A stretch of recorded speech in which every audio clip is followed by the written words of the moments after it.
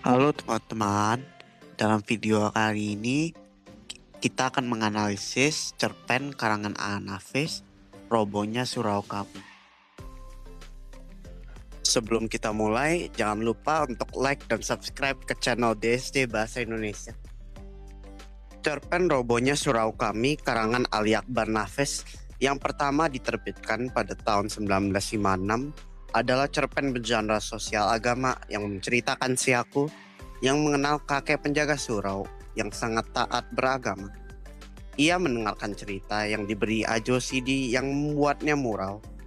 Cerpen Robonya Surau Kami menceritakan juga hidup si kakek yang prioritas dalam hidupnya berdoa.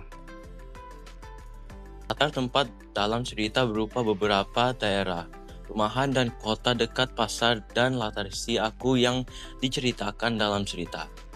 Sementara latar waktu bersamaan dengan latar tempat seperti contoh, pada suatu waktu, latar suasana dalam cerita sangat tegang. Kehidupan dalam masyarakat sangat kompak, tetapi juga sangat religius. Alur dalam cerita ini memiliki peristiwa-peristiwa yang diceritakan dengan panjang lebar. Alur juga dimulai dengan struktur pengenalan tokoh yang nantinya menuju situasi yang sangat tegang, disebut juga sebagai klimaks, di mana konflik-konflik terjadi. Nantinya di dalam cerita terbuat sebuah resolusi antara tokoh-tokoh atau terhadap suatu masalah.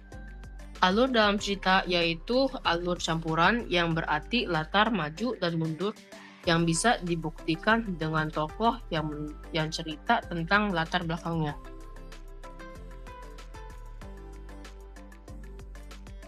Cerpen ini juga memiliki tokoh-tokoh utama yang penting seperti si Aku yang menceritakan latar belakangnya si kakek.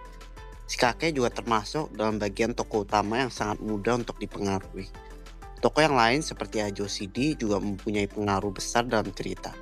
Dalam cerita, ia disebut juga sebagai pembuang. Menurut si Aku, Ajo Sidi adalah tokoh yang baik.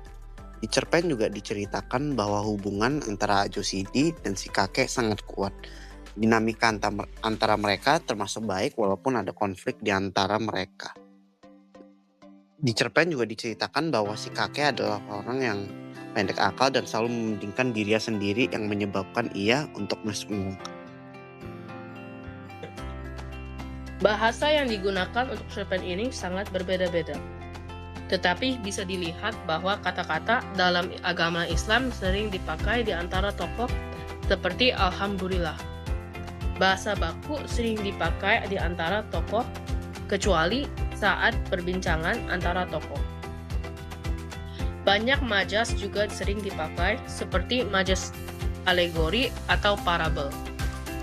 Amanat cerpen merupakan penyampaian suatu pesan kepada para pembaca, seperti menolong satu sama lain dan tidak hanya mementingkan diri sendiri, tetapi juga membantu satu sama lain dan tidak sombong terhadap yang lain.